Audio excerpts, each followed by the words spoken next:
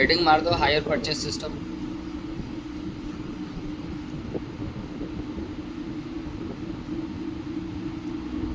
Higher purchase entry in the book of hire purchaser. ठीक है, पहला एंट्री का हेडिंग मारो for down payment. For down payment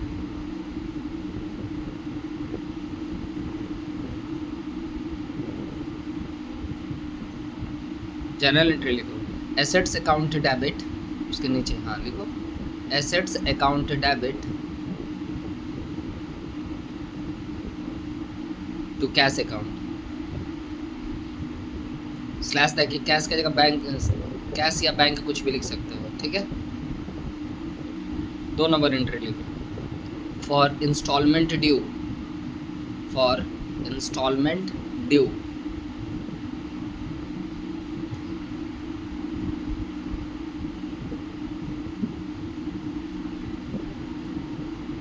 assets account debit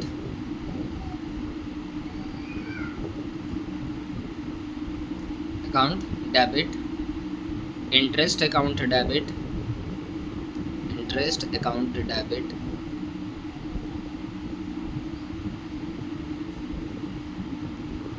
to hire vendor account.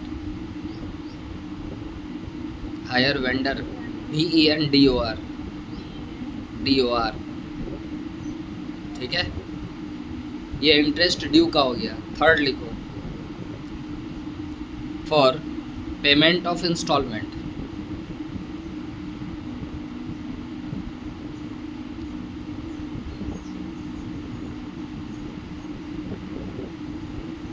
Payment of instalment.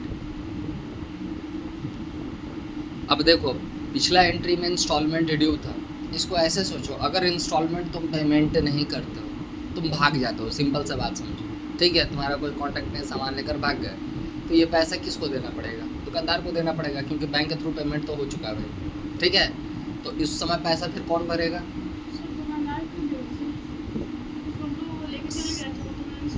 तुम भाग गए तो उसका हिसाब किताब का नुकसान कौन सहेगा? दुकानदार सहेगा ना जी। इसलिए अभी वो 2 में जा रहा है, इसलिए याद रखना, क्योंकि अभी उसके बगली से पैसा जा रहा है।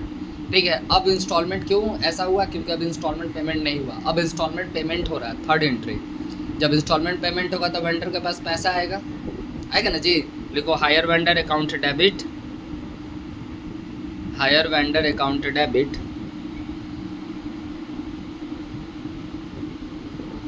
टू कैश अकाउंट या बैंक अकाउंट।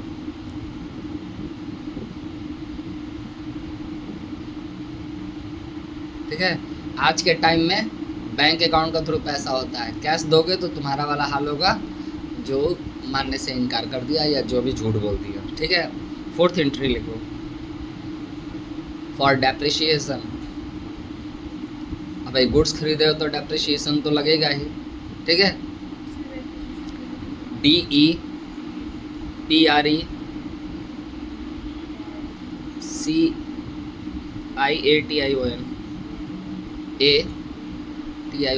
डेप्रिशिएशन। एंट्री लिखो इसका depreciation account debit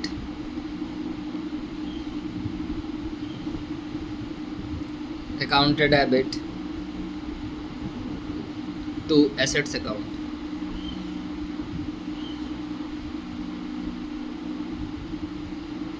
fifth entry लिखो for transfer interest depreciation to PL account. Transfer interest and depreciation to PL account.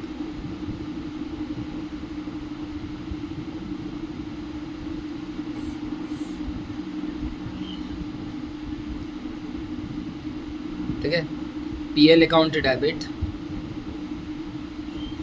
PL account debit to interest account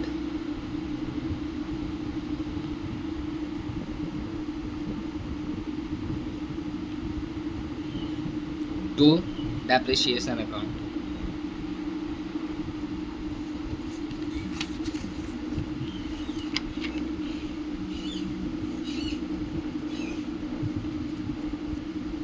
समझे।